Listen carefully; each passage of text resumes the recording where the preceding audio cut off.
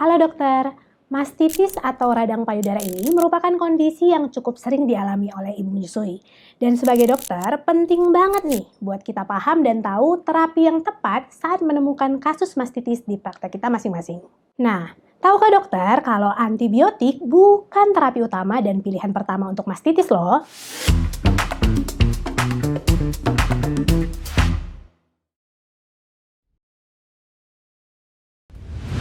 Coba kita ingat-ingat lagi, mastitis laktasional itu adalah radang atau inflamasi pada payudara yang penyebabnya itu adalah stasis ASI.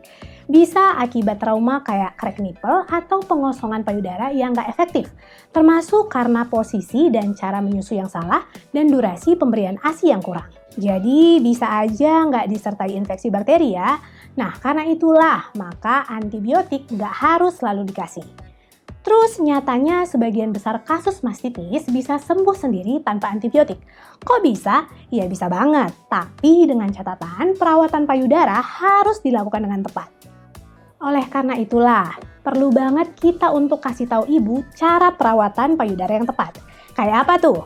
Yang pertama, ibu menyusui harus diingatkan untuk tetap harus breastfeeding. Ini adalah solusi awal untuk mastitis laktasional. Kalau terlalu sakit, ibu bisa gunakan pompa ASI untuk ngurangin trauma pada puting dan ngurangin rasa nyeri.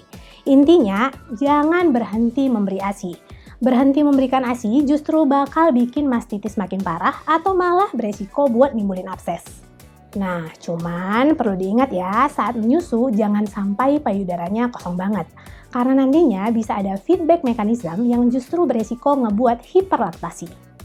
Yang kedua, pastikan teknik breastfeeding sudah benar. Jadi, jangan sampai perlekatan bayi saat menyusu salah.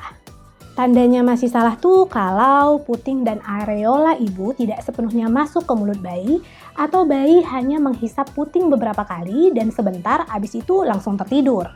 Terus, bayi juga bakal terlihat kayak restless atau gerak-gerak terus saat breastfeeding.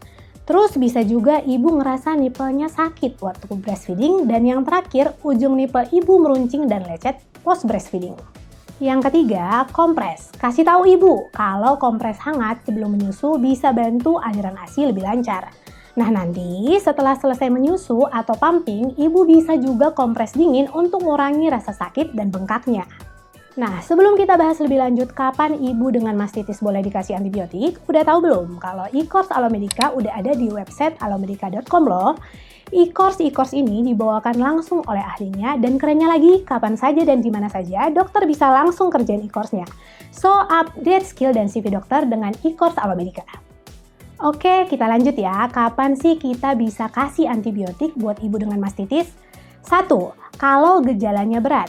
Yang kedua, kalau setelah perawatan dilakukan selama 12-24 jam, gejalanya nggak kunjung membaik atau justru makin berat. Yang ketiga, kalau ditemukan adanya eritema progresif. Dan yang keempat, kalau ada tanda-tanda infeksi sistemik. Satu lagi nih yang perlu diingat, antibiotik itu nggak direkomendasikan untuk pencegahan mastitis untuk ibu menyusui ya. Semoga tips dari Alomedica kali ini membantu dokter dalam penanganan mastitis yang tepat. Baca lebih lengkap tentang mastitis melalui link description box di bawah ya. Like dan share supaya semakin banyak orang yang tahu info ini. Dan subscribe channel Alomedica serta nyalakan lonceng notifikasi agar selalu up to date dengan video selanjutnya. Jadi dokter andal dalam genggaman. Salam Alomedica.